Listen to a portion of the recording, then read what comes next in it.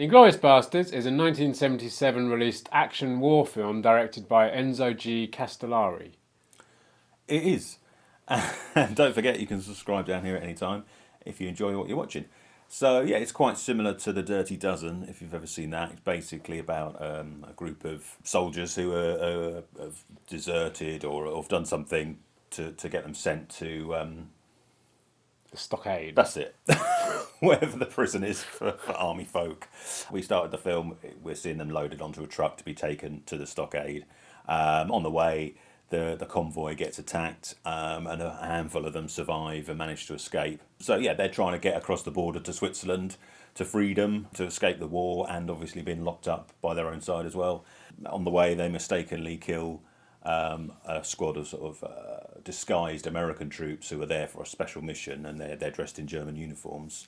So it's a case of mistaken identity, and then they have to sort of take on their mission, and hilarity and action and Chaos ridiculousness ensues. Yeah, ensues. Yes, that's right. So obviously in 2009, Quentin Tarantino also made a film with a similar title, not exactly the same Spelled title. slightly different. Spelled slightly different, Inglorious Yeah. Bastards. Basterds. Bastards, that's right, with an E. But that film is not a remake of this one. It's not really any part in that film that's like this film. I mean, I'd say this film is closer to, like you said, Dirty Dozen, other films that came out. There were quite a few of these kind of war films, OTT war films that came out. Obviously, the 40s, the 50s, and the 60s churned hundreds and hundreds of Second World War films. But then the 60s, when I think kind of morals and ratings and things like that kind of got a bit looser in America, things were turned up a notch, and then of course you got the exploitation film that came out in the late 60s, early 70s, and then through much of the 70s. And of course with that you got loads of OTT, totally over the top films of all kinds, and obviously exploitation cinema. There's war films and women in prison films loads of different stuff. Jungle cannibalism. Loads. I think if you go if you put exploitation cinema onto Wikipedia, there's like loads and loads of subgenres of it. A little bit like heavy metal. Heavy metal has like tons of weird subgenres, as does exploitation cinema as well. And a lot of them seem to come from Italy as well. And a lot of them come from Italy. Don't know why. Yeah, exactly. So obviously, I think actually Tarantino he purchased the rights to the film, the original Inglorious Bastards, just so he could use the name. Right. I guess if you have the money to do that, you can do that. I was never really the biggest exploitation film fan. I've seen a few of them over the years. Some of them are pretty terrible, and some of them, there's usually something in them that you can enjoy. Obviously, that kind of genre, that kind of cinema has a huge following. So I'm not going to talk too much about it because there are people out there who will know a hell of a lot more about it than I do. But this film is actually really enjoyable. It's not completely nuts. I mean, there's clearly a serious tone, I think, running through it. Yeah. But there's a kind of a lot of ridiculousness going on inside it. And so you have Fred Williamson. Obviously, Tarantino used him in From Dusk Till Dawn. And he's done other things with Black Caesar and films like that. And he was quite big in the whole, it was the blaxploitation, exploitation genre that kind of came out in the 70s. And he was part of that. And I think they also re-edited this film, called it G.I. Bro. G.I. Bro, yeah. To put him on the cover. Put him on the cover, and yeah, exactly. So, I mean, it's over the top. Yeah, I mean, if you're looking for an authentic war film, then this isn't it.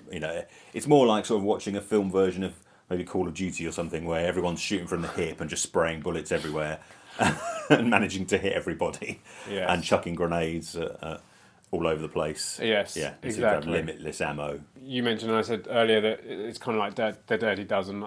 I always preferred. So I think with like war movies, especially around the 60s and 70s, you've got a couple of levels. You've got these kind of exploitation ones. And then you've obviously got your top, serious war movies. Stuff with and then in the middle, you kind of had a kind of a cross between the two. So you had films that were really kind of great fun, but they featured really good casts. So there was another one is Kelly's Heroes, which is Clint Eastwood and Telly Savalas and people like that. The Dirty Dozen, and obviously Telly Savalas and Donald Sutherland and Charles Bronson. Dirty Dozen was always kind of one of my favourites of that period. And there were quite a few other ones. Donald Sutherland turned up In fact, most of that cast from Dirty Dozen kind of turned up in all the other films. Easy as well. to confuse all these films. Isn't It kind of is a little bit, yeah. So I was kind of more into on that kind of level, and then maybe the top, the kind of serious ones as well. And I never really got into the exploitation stuff until later.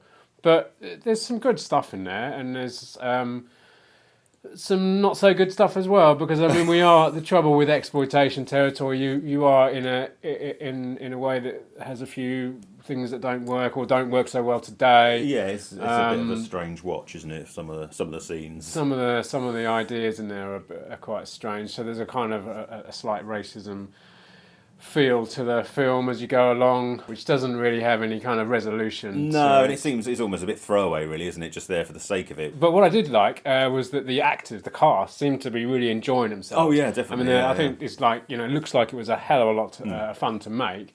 And there's a couple of moments. There's that bit when they go down the high wire, which they're clearly doing, and Fred Williamson is clearly holding onto the side of that bridge. Yeah, and jumps onto the top of the train. Yeah, I was like, that's really him. It's like, that's not a stuntman. And he's hanging, he jumps over it and he's hanging on there. I was like... It's a massive respect to, the actors who just, they probably didn't have any insurance or anything. I mean, even when they were driving the truck away at the start, and he's hanging on, there's some hanging off the back, and Fred Williamson's hanging off the side. I thought, if he slips, because he's not holding on that tight, he's going to go straight under the wheels. So, different times, I suppose, and a different, wasn't obviously a Hollywood film, so they sort of threw caution to the wind. Yeah, I guess. Of course, I suppose we should say that too. I mean, so it is an Italian made film. I mean, obviously, it's one of those Italian films that. It's kind of strange, those films, because they've clearly got a few actors in them that aren't American.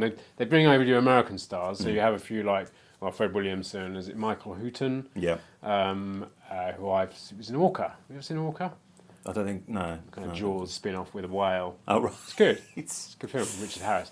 Him and a few others. And then, of course, you've got your Italian actors who are there, and maybe a few German ones. And so you've got that kind of weird... some are dubbed, some aren't, and some of it looks out of sync, some of it doesn't. I mean, I think obviously a lot of it was re-recorded anyway. Even the people that you clearly can see are speaking English, even that sounds dubbed over the top. So. Exactly. They're all. I mean, always. I think the first film that I watched that I really kind of noticed that was Zombie Flesh Eater 2, which is like the first. Zombie Flesh Eaters. The sequel to Night of the Living Dead. The sequel to. Yeah.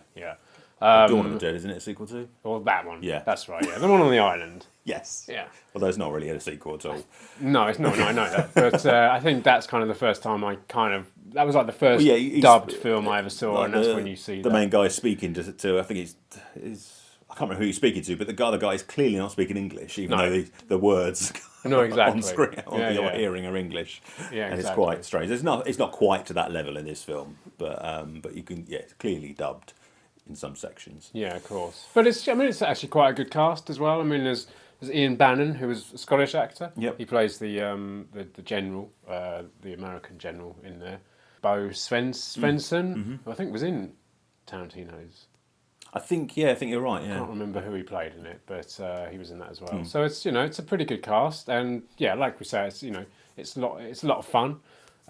They clearly had a lot of fun making it, and obviously, I think it got quite I think a lot of people ended up watching it once Tarantino's. They went out and seeked it out and they checked it out.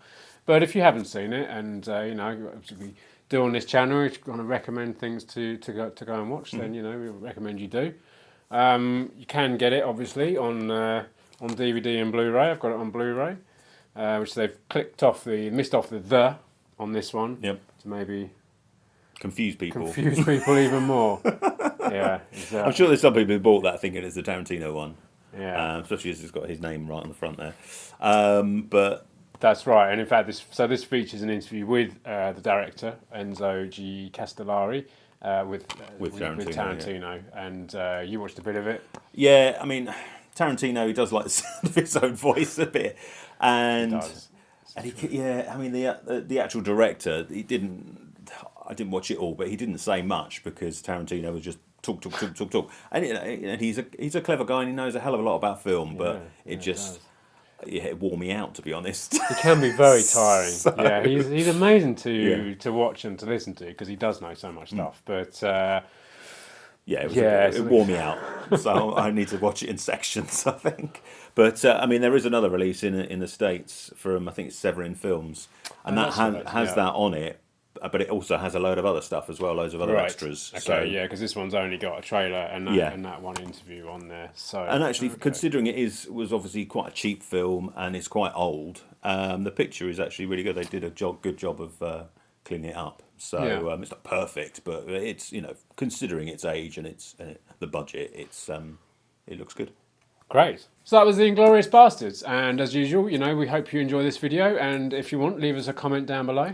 Yep, don't forget to subscribe and check out some of our other videos. There's a couple over there. And join us on Twitter and Facebook. And we'll see you again soon for another one.